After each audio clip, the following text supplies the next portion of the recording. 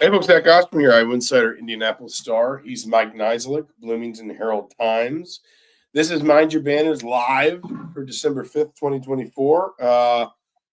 Mike, we haven't done one of these in a while. We did the post-game one after Sam Houston State, but I think this is our first proper podcast in a couple of weeks just because of the holiday and everything. Oh, don't blame the holiday. It was you getting caught up with your sleep from the Bahamas. Well, no, let's be clear. I got caught up on my sleep in the Bahamas because my kids weren't there. So when I wasn't working and I wasn't on the beach or in the Rapid River, I was probably sleeping. So I'm sitting here drinking you seem tired when you got back. Out of a Knicks mug for people looking for a little nostalgia. If my buddy Dan is watching, this is the mocha coffee that he sent me. That's a little free advertisement there. More for my buddy Dan than for the coffee because I don't remember the brand. But we're going to talk primarily football today. We'll do a little bit of basketball at the end if there's time. We'll kind of see where we get up to. There's just a lot of ground to cover with football. That's kind of the front and center story right now. And I guess let's start with news. We'll get into the playoff in a little bit. Let's start with news that broke just a little while ago. That Tino Sunseri is expected to be the next offensive coordinator at UCLA. You know, my sense there is from talking to, sources around this, I don't know if the ink's dry on a piece of paper, but this is the plan. Sunseri has connections to Deshaun Foster because Deshaun Foster's Carolina Panthers career basically ran almost the exact same time Sal Sunseri was the Panthers defensive coordinator. Tino spent a lot of time around the Panthers facility then. He was, I want to say he was in middle school around that time. So Deshaun Foster probably knows him fairly well through his dad. You can understand the hire from UCLA's perspective, provided it does go through. From Indiana's perspective, which of course is what we'll talk about more here, it's a blow. I don't think there's any way around that. I don't think anyone's surprised. Obviously, it seemed like Tino was going to be ready for his own opportunity to be offensive coordinator here at some point pretty soon. I mean, he was already kind of considered a rising star in coaching before he came from James Madison to Indiana with Curt Cignetti, and he added co-OC to his title here. But Mike Shanahan is still the offensive coordinator in terms of calling plays, and it is also, kind of more broadly Curt Cignetti's scheme. I think everyone kind of expected that Tino Sunseri would make this move at some point in the near future, and now it's happening in conference.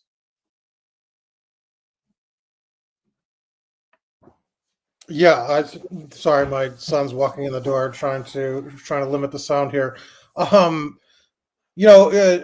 Foster obviously got a close-up look at Sunseri this year, in terms of what he's done with the quarterbacks. I mean, I think Curtis Rourke, that was sort of his breakout moment this year. I think a lot of the team thought that game was when they kind of, realized they were for real, and obviously that might have had an impact sort of on, maybe follow that coaching staff or, look up who's on that staff and things like that.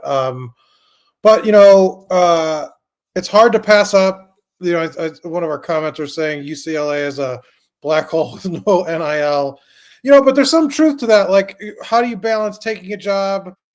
Is Foster the long-term answer in UCLA? I think if that season had finished up worse, you'd probably have more reservations, but they kind of bounced back nicely there at the end, showed some fight. Arguably bounced back despite their offense, frankly. I think you can look at that job and say, if I go there and do just a little bit better, 5-7 becomes 7-5. Yeah, but I mean, if they had the wheels had fallen off, do you really want to go to UCLA with him 1 foot out the door, maybe just getting fired the next season? So I don't think that's the case. So I think, it's hard to pass up on sort of, I think we talked about at the end of the season when Cignetti signed his new deal with the raise and the budget, the idea is to prevent anybody from taking a lateral job, essentially. This is not a lateral job. And so, you got to take those opportunities. Indiana benefits. They'll get his coaching through the bowl game, as you reported. But I think the thing that looms large, and I tweeted this before we did the show, is that they're looking for his success, a successor, not for him. I mean, for him too, but for Curtis Rourke, and that how that impacts that process. Because Sansari was the guy that did basically all the heavy lifting for Rourke and his day-to-day recruitment. And that process came together quickly once they locked onto that guy. So you've got to be really nimble in the portal, and not having your sort of primary voice, I think, for the quarterback is hard. I think it's going to have more impact on that than any sort of playoff discussion or anything like that. No, I think that's fair. I mean, and as you said, he's going to remain with the team through the playoff. I know sometimes that makes people queasy. The whole sort of like, is his focus going to be split? I think the key is he's not a coordinator. So yes, he's co-offensive coordinator, but like he's not the one that's going to be sitting there figuring out, play calling and scripting certain things out and whatever. Do you think Cignetti would allow somebody to not focus on his team in a meeting? Like he's not the guy that you want to be caught looking on your phone at something else. I don't know. That'd be dangerous. That's fair. A couple people here. Ryan Breach says when the next time IU play UCLA. Alex Graham points out they will be in town next year. They weren't originally scheduled to be. That was supposed to be USC, but then when the conference added Oregon and Washington, the schedules got redone again. UCLA will be in Bloomington next year. So Indiana will see Tantino Sansari next season, provided that all the I's are crossed and T's are dotted on this. I think the most relevant piece of this is what you hit on there, which is Curt Cignetti sort of made no bones about it. Indiana's going to be going into the portal for a quarterback. He did not couch that as going into the portal for a quarterback, to provide competition or to provide depth. A couple of years ago, Tom Allen tried and failed to find like a quarterback, sort of like Tommy Schuster up at Michigan State, like a veteran who was comfortable coming in knowing he was the backup, basically. The way Cignetti phrased that, not wanting to parse his words too much, was Indiana is very much viewing the portal as its path to, as you called it, finding Curtis Rourke's successor. It's not clear the direction Cignetti will go with the quarterback's job yet. It is worth saying these hires happen pretty fast anymore. I mean, Eric Bieniemy was confirmed as out this morning, and even before our reporting, Tino Sansari's name was being floated as, basically the one candidate. A number of different places because of the portal and the way things work. These hires happen a lot faster than they used to. I wouldn't be shocked if we see Indiana move relatively quickly, and they'll need to because there is a really important position that's going to need filling for next season that at least at some level, Tino Sansari's replacement has to be involved, you would think, in recruiting, in bringing kind of like both in terms of selling the program and then building whatever infrastructure is necessary within the program to accommodate that quarterback and his skills. Yeah, but I think you'd be sort of more worried if Cignetti wasn't a quarterback's coach, himself. This wasn't his scheme, and then you've got Shanahan on top of it.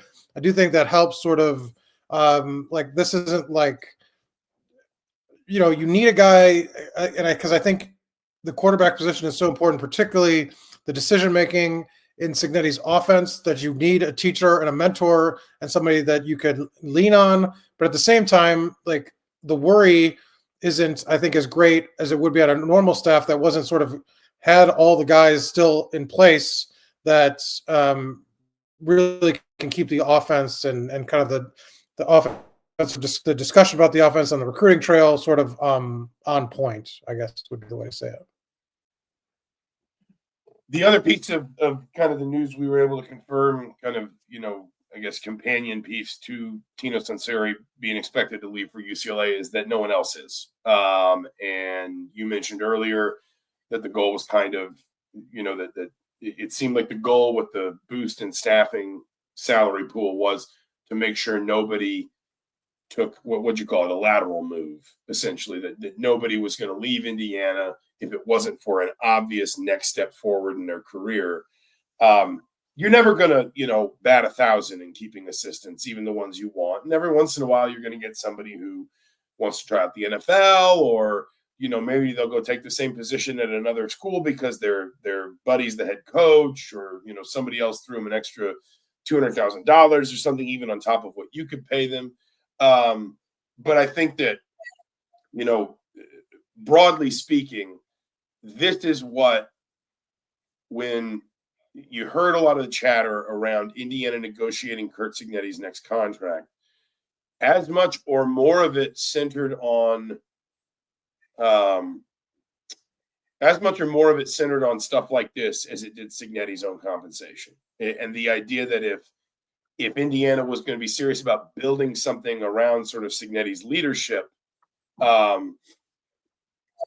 it wasn't just going to be down to how well he was paid, but also how well he was empowered to achieve something he has talked about many times as what he sees as kind of crucial to success, which is staff continuity. How many times have we heard him talk about, these guys have been with me for a long time, these guys kind of know me, they know my process. We saw, I think, the impact of all of those coaches who were familiar with Cignetti and his culture and his way of doing things, and how quickly that kind of got bedded into Indiana from James Madison, because he brought 6 assistants with him from Harrisonburg. Now he keeps the bulk of that. The other 9 assistants, 4 on offense, 5 on defense, and then Derek Owings, who Cignetti, again, has also never really wasted an opportunity to praise for his work as Indiana's head strength and conditioning coach, have all signed multi-year contracts. I think that's important. Most of these assistant deals are multi-year deals. We don't know the terms kind of therein. I would not be shocked if you see some buyouts in there, though. I would not be shocked if you see some, if you want to leave for another school, that school is going to have to pay Indiana to buy you out of your contract. I wouldn't be stunned if some of these new assistant coaches contracts have those in there.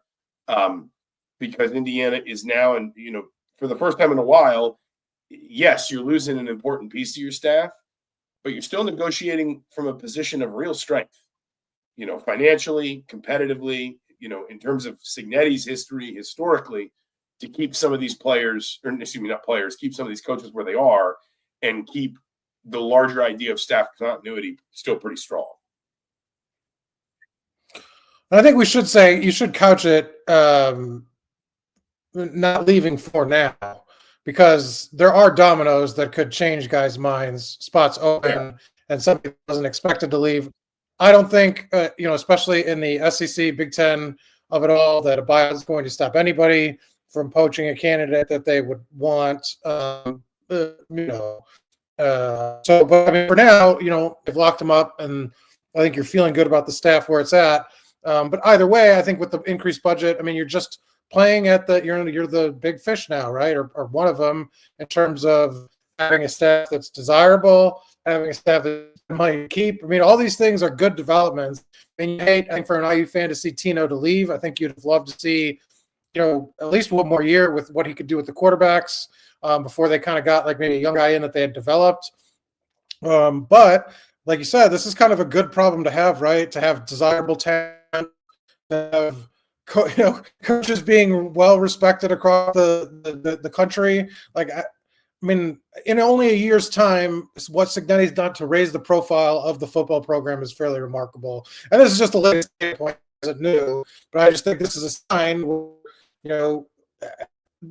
was dealing on an annual basis, right? Like, that's part of what he had to hire. Was it off and defensive coordinators every year for like a 3-year stretch there or something like that? As you're doing other things, are you doing your taxes? If you count the 1 year that he took over coordinator duties, then he had to hire a new offensive coordinator after 21, and he had to hire a new defense coordinator after 20, after 21, and then after 22. That sounds right. But so either way, that's constant churn, and so because he had a good job identifying that. And then they obviously had team success. And so I think Cignetti is building a reputation as a guy that cultivates, not only is able to get the most out of the players he develops, but a guy that develops coaches as well.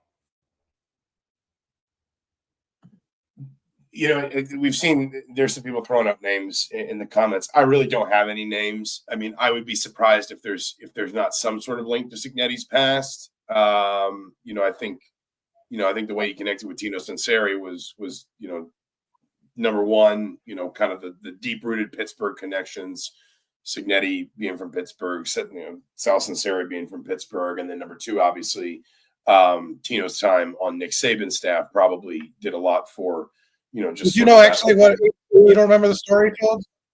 Maybe I don't know. The reason he targeted Tino was because during COVID they canceled the fall season, and so he takes one team, and sometimes it's more. He does like a deep dive, and so like he did like that fall, Sarkisian, like he wanted to like learn the ins and outs of Sarkisian's offense, and so he did, and he really liked some of the things that they were doing, and so he wanted.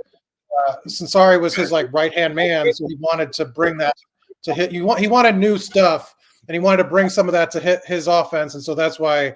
Not that those connections didn't matter, but it was a very specific story he's told, a couple of times in terms of like during the COVID year, that was his deep dive. And so he's like, look, we need that on our staff. And so that's why he targeted Tino. So it might not be like a name, because it might just be like a guy he's researched himself, to be honest. Like that could be it. Like, I think names you look at that he's connected with, I think would be a good start. But he's also a guy that like picks a couple teams a year to like, do these deep dives on with film, and then if he likes something, that could be where he goes next. I think the wider sort of idea, though, and like maybe to use an example that Indiana fans can process from their own experiences, like IU baseball, like when Tracy Smith left for Arizona, Arizona State rather, everyone was understandably sort of nervous about what was going to happen next, and then when Chris Lemonis came in and had some success and left for Mississippi State, everyone was nervous about what was going to happen next. And then Jeff Mercer came in. And the point was every time another coach came to Indiana and had success in baseball, that reinforced the idea that you could build a serious baseball program at Indiana, even though it was in the North, even though it was in the Big Ten, you could do that. When you have, when you are able, you don't want staff turnover just out of, sort of habit. But when you are able to be constantly turning over your staff because people are making positive moves up and out, then that starts to, that just like that very much kind of resonates with the kind of young, ambitious, talented coaches that you're going to want in some of these spots going forward. It's okay basically to be a place that, as you say, develops coaches as well as players, because assistants don't stay. Like assistants don't, they don't, it's like the Bud Foster days are gone. The assistants don't just hang out in one job for 15 years. For the vast majority of them, they move around, they try to climb the ladder, they try to gain other opportunities and experiences.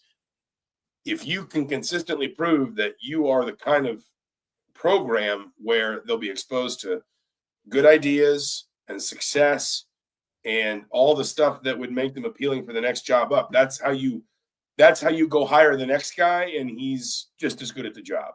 And I think that, from Indiana's perspective, that is how they should see this. You don't want Tino Sunseri out the door, but Tino Sunseri leaving for basically a promotion should make hiring the next Tino Sunseri, just as straightforward.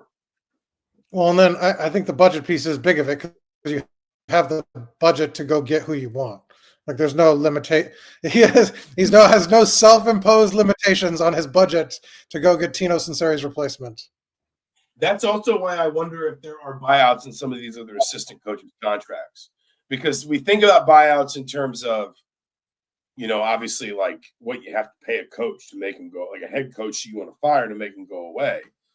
But if you have buyouts in assistant coaches' contracts, you maybe think about it a little bit like that, like that scene in Moneyball where Billy Beane says, like, I'll provide the money to get Ricardo Rincon, but when I sell him for twice the price next year, I get to keep the difference or whatever for payroll purposes. Like, if you got a buyout that says another school's got to pay, I don't know, $200,000 to hire one of your assistants out of their contract, I'm not saying that money immediately just converts into fresh staffing salary forever, but it probably does strengthen the pool somewhere, some way, for you to go hire that coach's replacement. And that's why I wonder if those pieces, if there's a piece of that somewhere in those assistant coaches' fresh contracts. Let's talk about the portal, and I don't want to get too much into names. They're only really just starting to emerge. Obviously, the dead period ends, Sunday?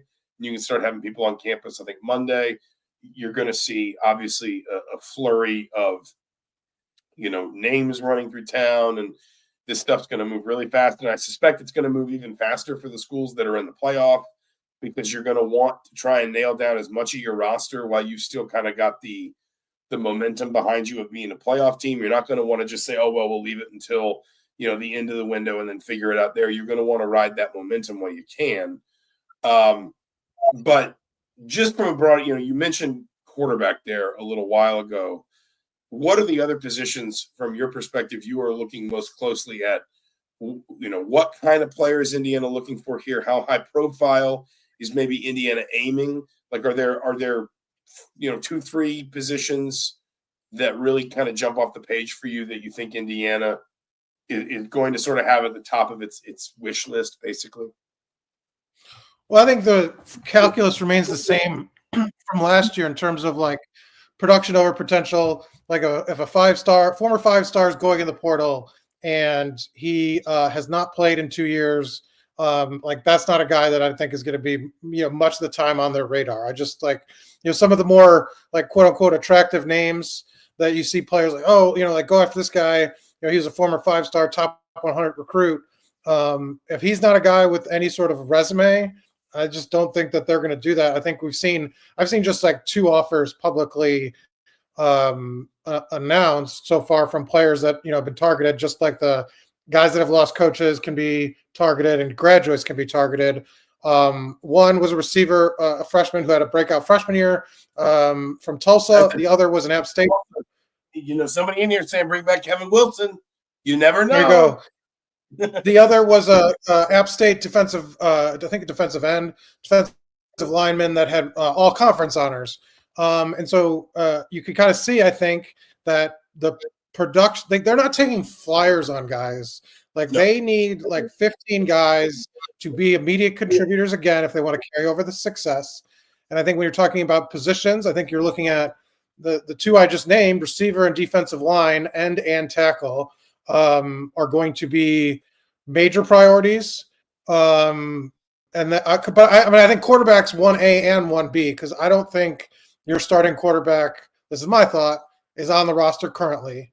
And then I think you go from there. I think you go probably defensive line, wide receiver, because I think Elijah Surratt's a guy that might look at the NFL, but I think you're probably feeling good about bringing him back, and then having him and Cooper. There's a pretty good like base, like building blocks there. But I think you're risking Kamara leaving just because of the success he's had. And like I said, I've said this on this podcast multiple times. As transformative of a player as almost Curtis Rourke's been, not far behind. No, that's fair. I mean, that's if you want to know. Because you're also losing. You're also losing Carpenter. I was going to say, like, that it's not just that you're losing Kamara; it's that at least on paper, and I'm always a little nervous that somebody's not going to find some way to get like a 9th year of eligibility. Like James Carpenter's going to find some loophole the NCAA can't close, and he's just going to play football until he's 30. But on paper, it's not just that you're losing Kamara, who is your most disruptive defensive player. It's also that he spearheaded a group that is going to be hit hard by attrition, that you're losing both your starting edge rushers or ends or however you want to see that. You're losing basically both your starting tackles, Carpenter and CJ West. And there's something like I was surprised when I got into the PFF numbers the other day how well graded Tyrick Tucker has been this season on about half the snaps of the starters, but still like a decent sample size. He's looked good. He was, I think, was he a redshirt freshman or a redshirt sophomore? I can't remember. Transferred in from James Madison. Like that's a potential piece to build around on the interior. But it's Kamara as a function of like, it's not like you're losing Kamara, but keeping everyone else kind of in the same place. You are losing Kamara if he leaves, and it's worth saying he may not. Like he's the one. We're talking about some of these guys. Carpenter doesn't have years left. I know you and I were confused by his bio on this, but apparently CJ West doesn't have years left. at least by letter of the law. Linnell Carr doesn't have years left. Jacob Mangum-Farrar does not have years left. Kamara can return. The question, I think, is going to be where the balance is for him in terms of the feedback he gets from the NFL, because on the one hand, his draft stock's probably never been higher. On the other hand, obviously some of the measurables, he's not the 6'3", 6'4", big body type edge rusher that the NFL kind of covets. Do NFL types tell him you're probably better off staying in college? And you would imagine he would be on a pretty significant NIL plus revenue sharing deal here, or I guess anywhere he played in college. But if Kamara goes, it's not just Kamara, it's Kamara at the head of a substantial line of players that leave. Like, I'm not sure there's a more important position, I guess, other than quarterback. But even at quarterback, you would at least have some guys that if for whatever reason the portal didn't turn out what you wanted, you'd at least have some guys who are, kind of familiar with your process and time on task. And, somebody like Taven Jackson has started a few games in college. Like, I mean, it just feels like you are pushing almost your entire defensive line too deep out the door. And that starts with a player who is as good and as disruptive as basically any in college football this year. That's a huge priority. Setting aside CJ West, because I still don't understand how he doesn't have eligibility left. The guys that I think are the NFL sort of possibilities, I mentioned Surratt, Kamara, and then Jalen Walker's obviously the other one. He went through senior day as well, like the festivities, not that that's binding or even matters, but it shows that obviously he's sort of thinking about what to do. Walker? Jalen Walker? He does not have years left. Jalen Walker? Jalen Walker does not have years left, I don't believe. I thought he had time. You keep talking. I'll look it up. Well, no, I don't know. I don't want to keep talking if I'm wrong. He appeared in 11 games in 2021, 10 in 2022, 11 in 2023, and then obviously he was, all 12 this year. So he doesn't have a COVID year and he doesn't have a red shirt. Oh, he wasn't. Oh, I thought he was a COVID year kid. Okay, so not Walker. Fisher would be then the other one that could consider it. I thought Walker was a COVID kid. Fisher not that he had COVID, but a COVID year. Oh, Fisher has a year left. So those are some of the. I'm sorry about that.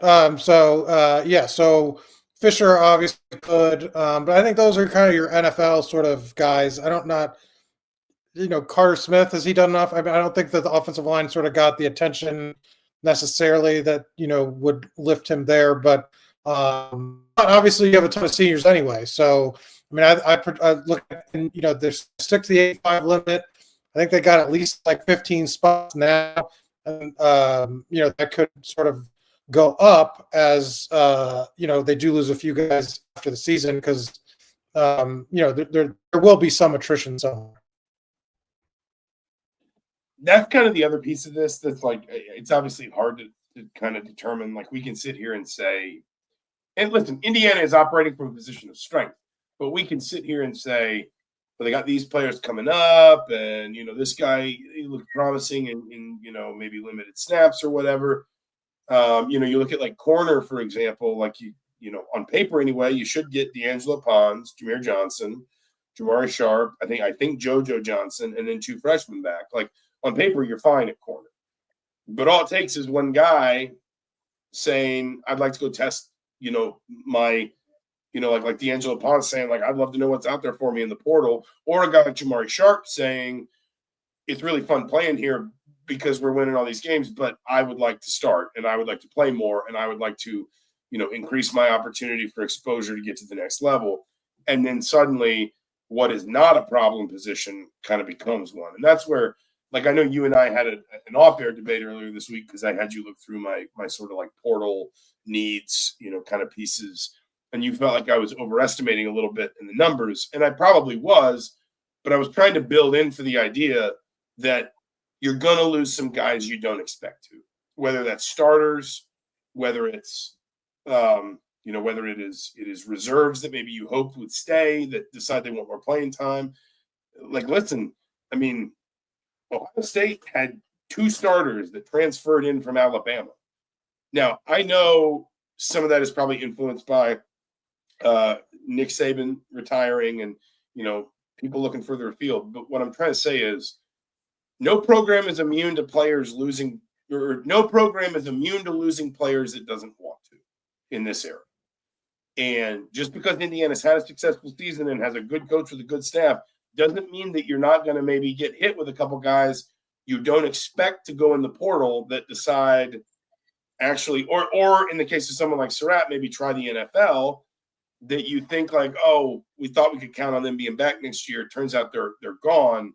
That's where I think you have to allow for some leeway with the growth of your class, because you're going to lose some guys that you don't expect to, or at minimum that you don't necessarily want to. Yeah, no, that's fair. But I do think that, what I wanted to ask, but I didn't have to because he said he just didn't have many of the conversations, was how does being a playoff team sort of impact the tone and tenor of those conversations? Is it easier, even if a guy's not playing or has a role, like a smaller role, maybe not necessarily what they want, to come back on a playoff team versus a team, I think it's obvious what, the difference is between Indiana this year and last year, but even just like a middling team, like, is it make it easier to convince a guy like a Jamari Sharp, who's sort of the third cornerback, to be like, can you do this for one more year for me on a playoff team, or do you want to go to throw out any school and start? Like, how do players view it? Does it change the decision calculus? Because to me, it would seem obvious that it'd be easier to convince a guy to come back to a playoff team than a not playoff team, right? Doesn't, on the surface that makes sense, but right, kids are.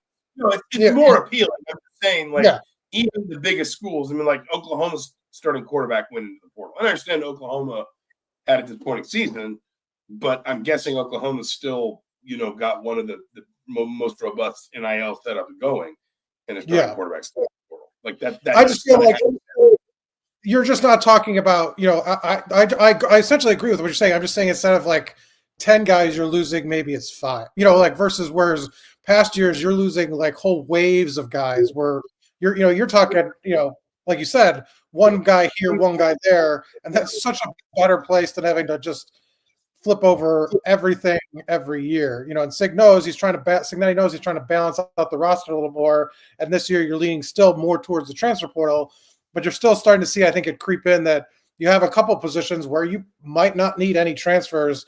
And I don't think that was the case last year. Like there was not a single that they needed. They didn't need. I think they had starters at every position save punter that were transfers.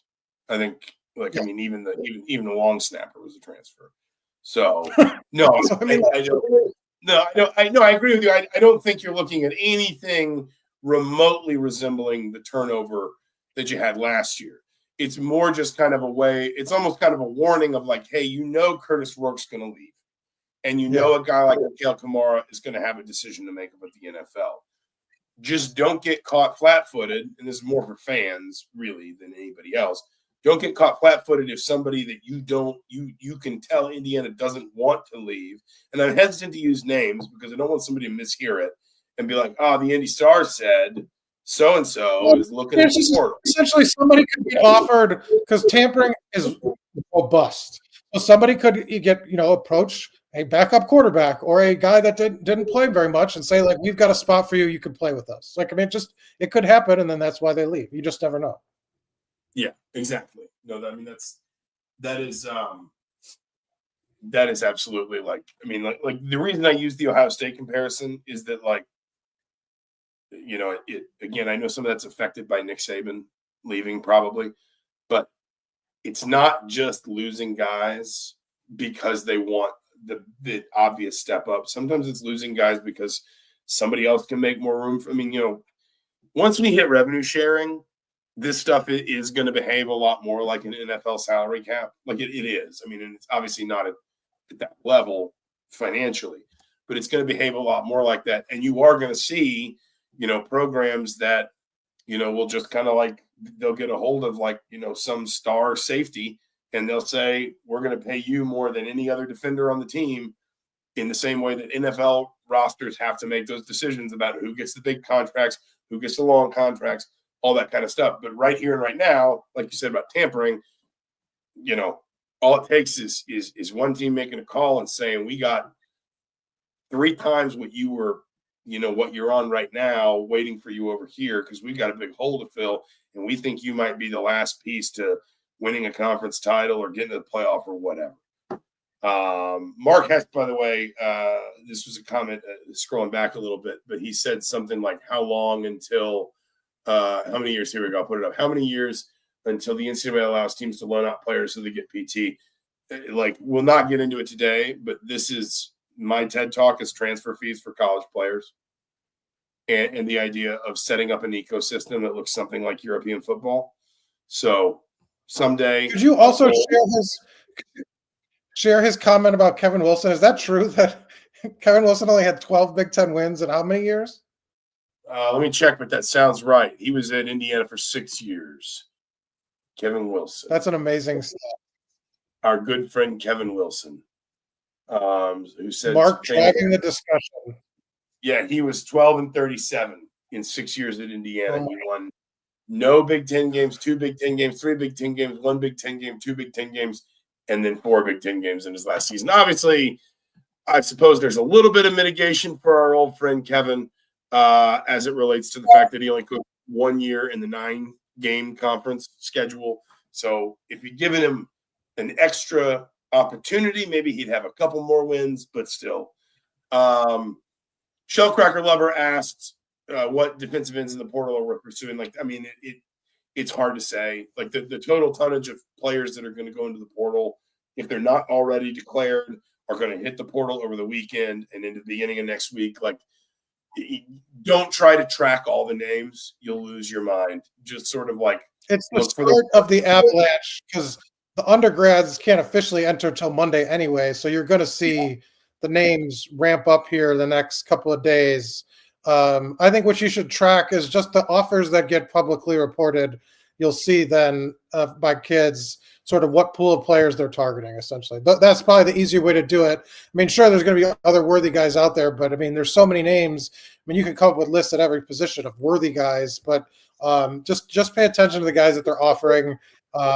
They offered a couple dozen guys that they didn't get last year, but it showed clear patterns of what they were looking for. Don't just try to name hunt because I mean already there's lists of guys. I mean, just lengthy lists of former starters there for the taking. Showcracker also he said that staff really likes Mario Landino, and that leads me to something kind of a conversation I want to wrap around. I want to wrap the football portion of this with at least, which is we're going to talk a lot about transfers, and I think that's justifiable. But I do think it's time to start remembering that there are a bunch of non-transfers on this roster that Curt Cignetti would like to be the ones that kind of make up the bones of it in a longer-term sense so that he's not constantly having to hammer the portal for a whole bunch of impact players. Offense, defense, I'm just curious who you think among younger players, I've got a couple names in mind, but I want to give you the floor first. Whether it's true freshmen that were signed by this staff or it's just like a young player. I mean, Amari Farrell is probably an example of a player that has already sort of emerged in this way. The staff inherited him, but I mean, he was an all Big Ten caliber safety basically this whole season just as a sophomore. Are there some guys that you look at on this staff that maybe in flashes or in the way you heard Cignetti, teammates, whatever, talk about them, that you think maybe we get to spring ball, we get to the summer, we get to next preseason, and we say, actually, Indiana didn't go into the portal at that position because they already had this guy and they really liked him? I'm trying to pull up the number. Hold on one second. You could keep talking for 1 second.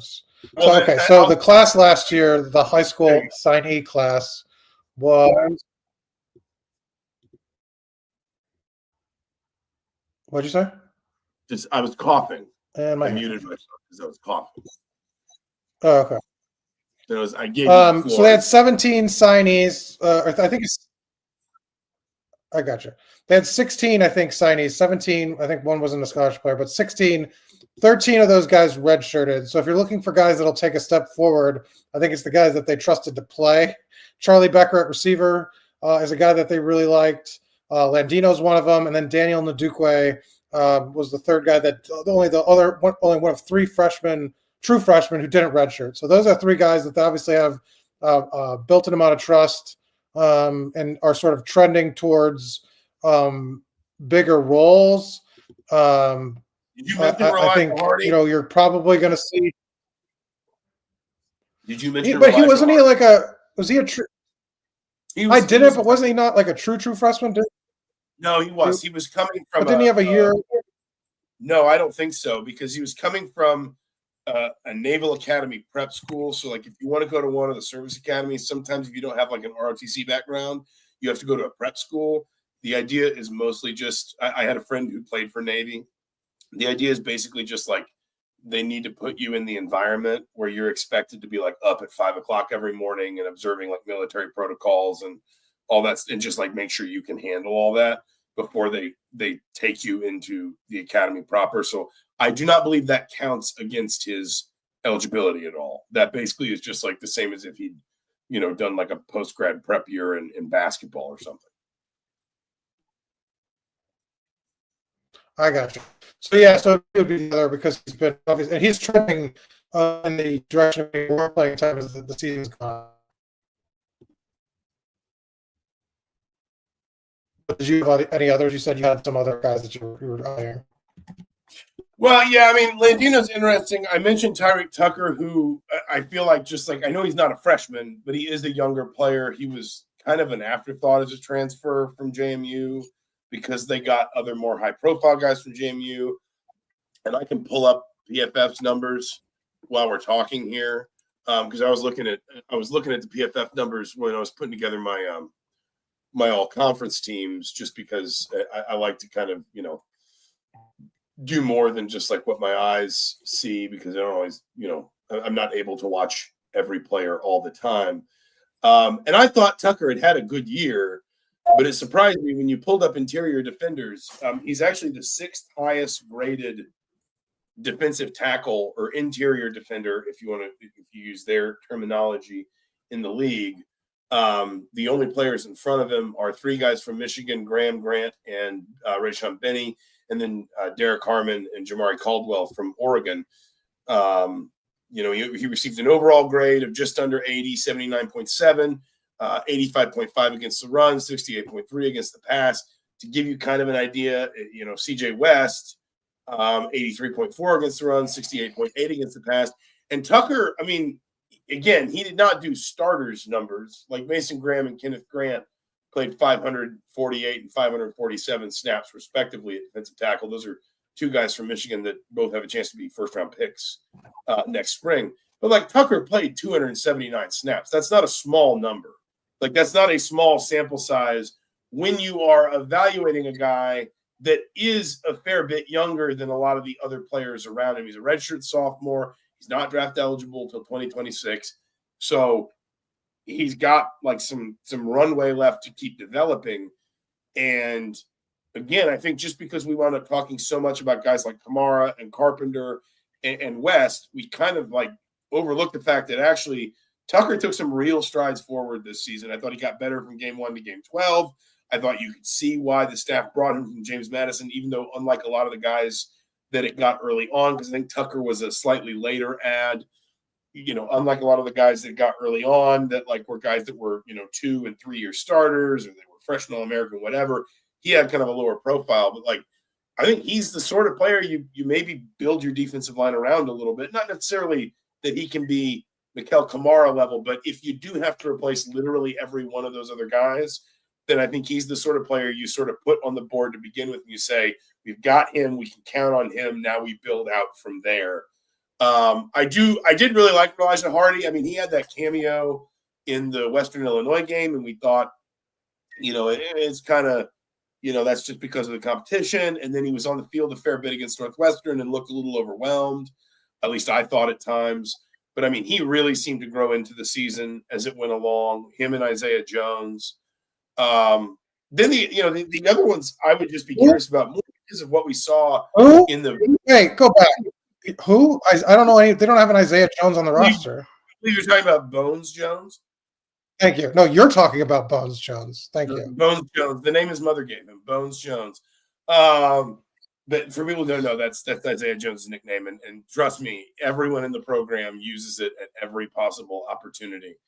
Like when they're calling out for stats, when they're like yelling out players that are on the field for this player participation, it's Bones Jones, not Isaiah Jones. So I don't recognize Isaiah Jones.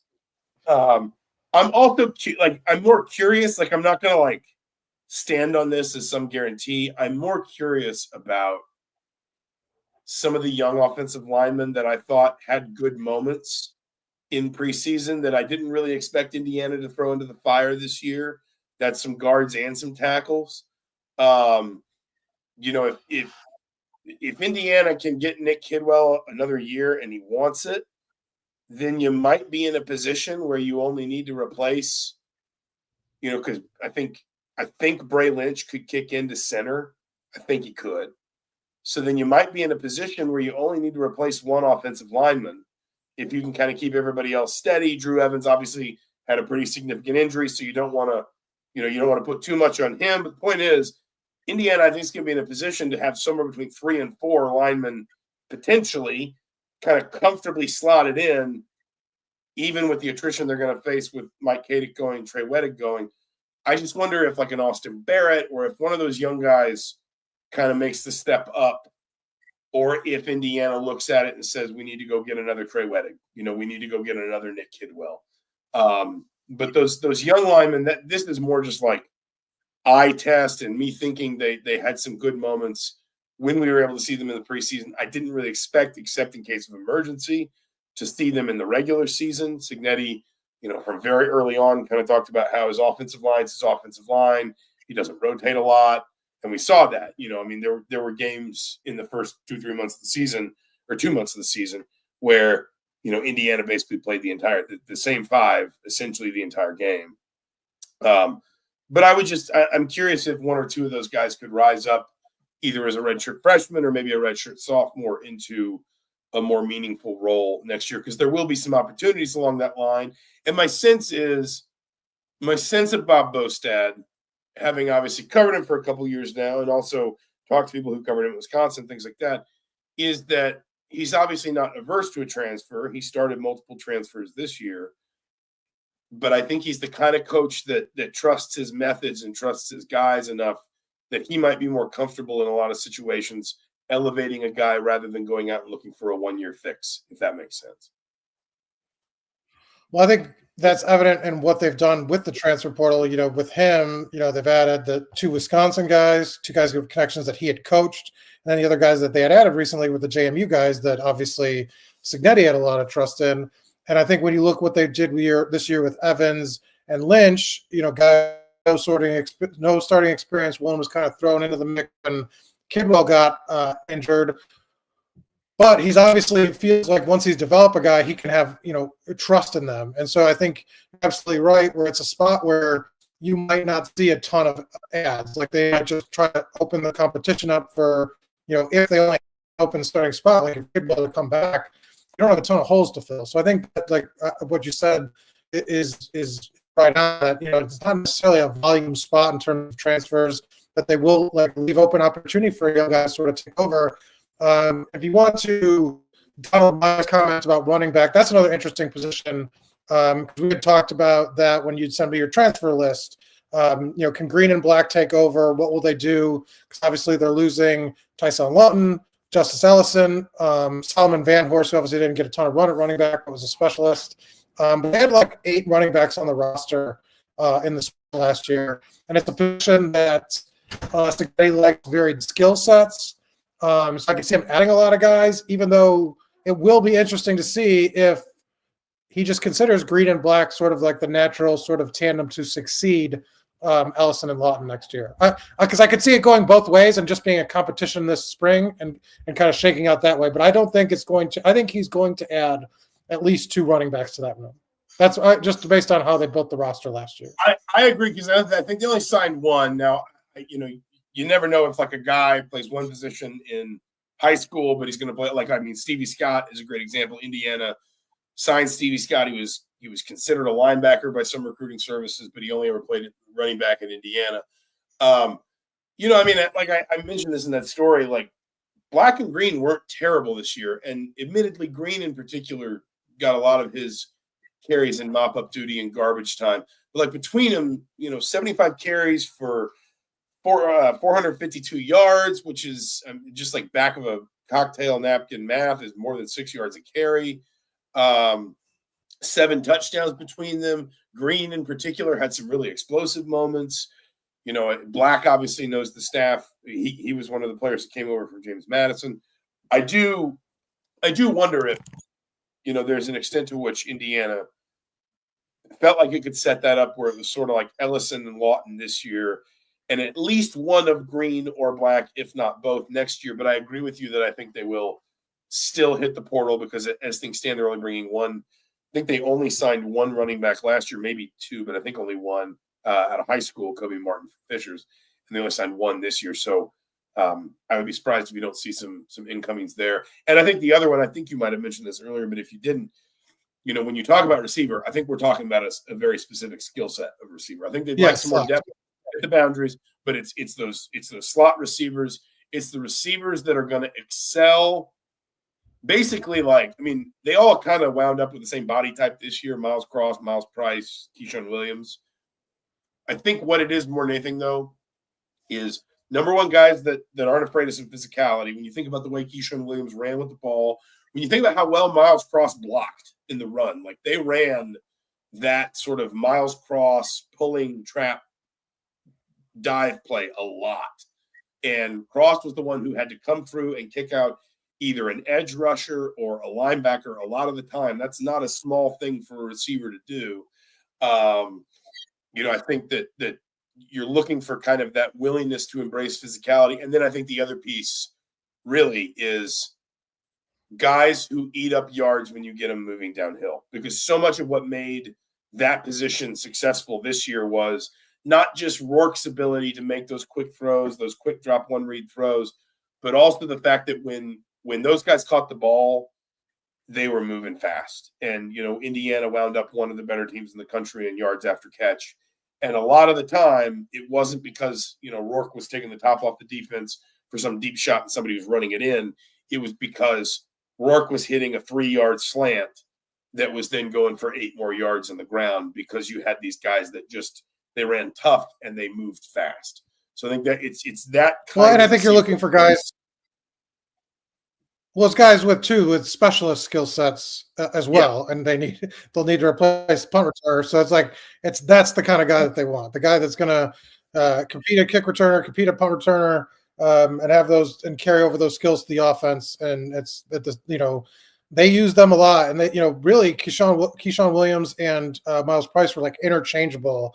They ran the same plays for them, and they were both successful at sort of make it all work. So I think they were underrated cogs in sort of this machine that Cignetti built, and that they're going to definitely need slot guys because they really did prioritize them in the offense.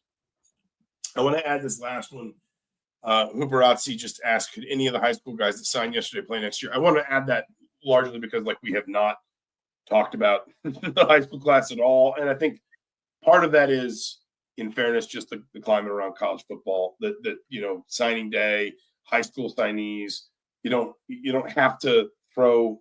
I mean, you talked about what a small number of freshmen, were not redshirted this year. You don't have to throw young guys out there very much anymore.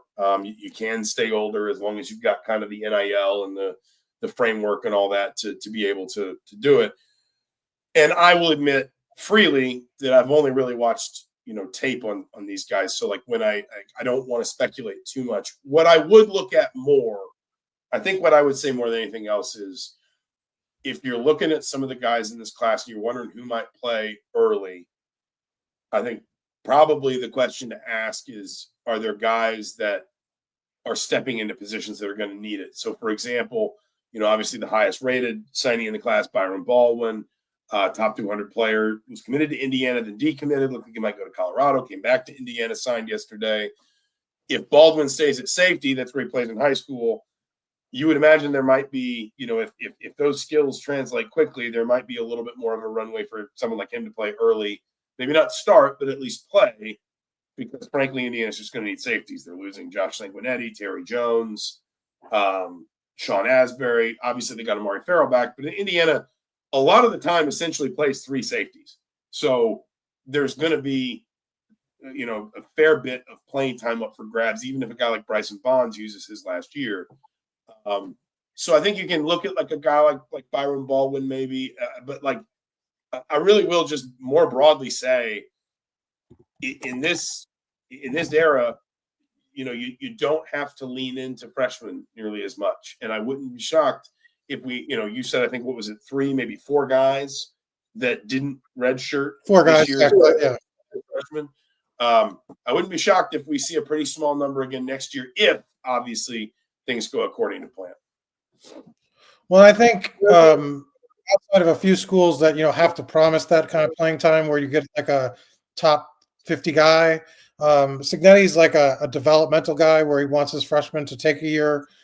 He's mentioned that a couple times, that these are in his mind sort of prospects. The idea that they need a year or two to sort of be ready to compete on a game by game basis, and then there's exceptions. D'Angelo Pons was an exception, but a notable for him. And so I think he tends to lean sort of like, unless you come in and really impress the coaches, the inclination is for us is going to be to give you time to develop and try to maximize your talent when you do get on the field and not have to learn as you go. And I think the guys that would have roles, it's not very sexy, but it's special teams, right? Like if Baldwin comes in, not that he won't play safety, but the first thing that they're going to ask him to do is get on those special teams units, and then they build that trust, and then he gets. I think that's where Ndukwe was used most often this season. Yes, and he wound up basically and then they get on when garbage time. They build that role because they have a trust. Look, when we throw at you on the punt return team or kickoff team, you're doing what we're asked, and so that's sort of like the first step. It's not as as exciting as a lot of these other Georgia, Alabama that bring in a freshman that comes in right away and blows everybody's socks off. That's just not how Cignetti has traditionally built his teams, and maybe that'll change as the talent, the names, the stars get bigger. But right now, I think they're in a developmental mode with these freshmen. I think that's fair. The last thing I did say was the last thing, but this is the last one. Somebody pointed this out. I don't think you might have, and I didn't hear it, but tight end, I think, is the other one. Zach Horton was really important for that offense, both his sort of short yardage and red zone. He was one of Curtis Work's consistent targets in and around the goal line. And also, anytime someone put a camera in front of Urban Meyer and got him to talk about IU football, it seemed like Meyer could not talk enough about Zach Horton and how impressed he was with his blocking, how good he was run blocking, how good he was perimeter blocking. And that was obviously so important to this offense when you think about all the wide receiver swings and screens they ran and some of those reverses where, there was one of the reverses against Purdue. I don't know if you clocked this. It was the misdirection reverse. I think it was the first of the 2 that they ran on that drive where Horton executed I don't know exactly what you call this block. I don't know if it's like a pivot block, but it's when the tight end is lined up almost more like an H-back and starts to pull one way and then almost goes down to a knee so the defense can't see them behind the line, pivots back 180 degrees and goes the other way. And he ran about as clean of I don't know what's called. I'll call it a pivot block. He ran about as clean of a pivot block as I've ever seen. And you can see in those moments why coaches watch film of a guy like that and they just hammer all the small details and they just say that's the sort of player that separates a team in ways that nobody ever realizes. And I think someone said up here, Donald Myers said Horton was a glue guy. He has big shoes to fill. He was more than a glue guy. I mean, he was a really important piece. Not, obviously it was kind of a tough year for tight ends to shine in the Big Ten because you had 2 really, really good ones. Tyler Warren, who is getting Heisman consideration, I think justifiably so. And then Colston Loveland at Michigan, who's I think he's draft eligible. He'll be in the NFL. But I mean, Horton was quietly really, really important for this team. It's funny because we sit here and this is where I want to wrap this up. You and I have been talking through all of this using the past tense. Season's not over. And I know why we've been talking that way. It's because so much of this has been looking ahead to what's next. Because this is the reality in modern college football that you have to you have to look backward and forward at the same time. Basically, you have to deal with what's now and what's next. There's no sort of we'll worry about this and then go over to that.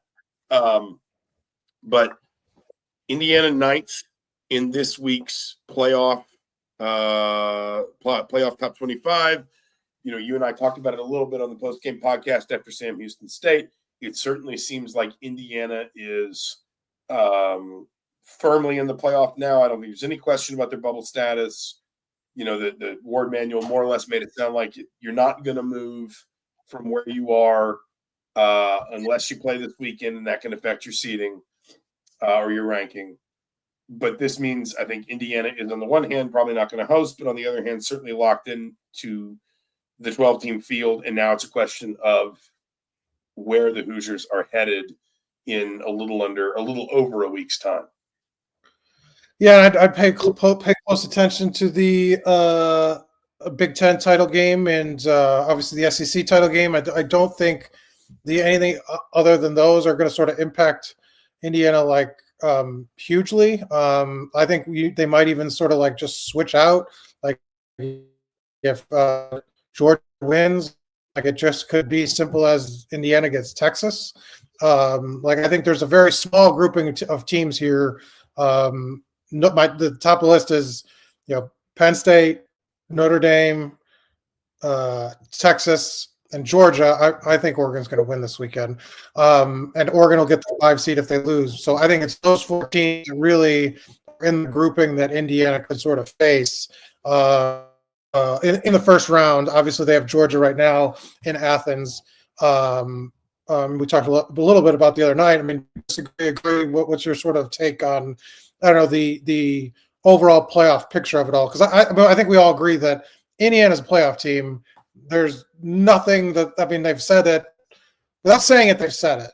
I mean, right? I mean, that's really bottom line. No, I mean, they have. Hold on. Sorry, I've been getting over a sinus infection. Basically, I got on the plane in the Bahamas with warm, moist air in my lungs, and I got off the plane in Indianapolis, and my lungs violently reacclimated to the cold, dry air in Indiana, and my sinuses have been acting up since. Yeah, I mean, I don't know I know you and I have been talking about, for a little while now, where we think Indiana will land. I agree with you. That I think Oregon's going to win. I think Georgia's going to win. That stadium is going to be essentially a Georgia home game. It virtually always is when they play. Yeah, but Georgia is only. Do you know what Georgia's record is? Is it Mercedes-Benz? Is it 4-5? I was surprised. 5-5. 5-5. Okay. And a lot of that is. I think 3 of those losses are to Nick Saban. I think maybe 2 of them are. But anyway, it's.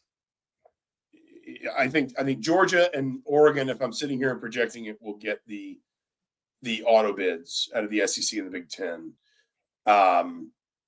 which will leave, as you said, basically Penn State, Notre Dame, Texas, Tennessee.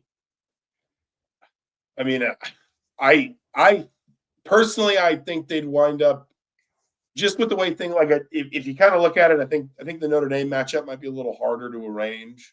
I know I've said I think they might try to sort of gas this up to move things around for TV. But I don't know, Ward Manuel was pretty firm on Tuesday night about the idea that it's going to be hard for you to move, maybe virtually impossible for you to move if you're not playing this weekend.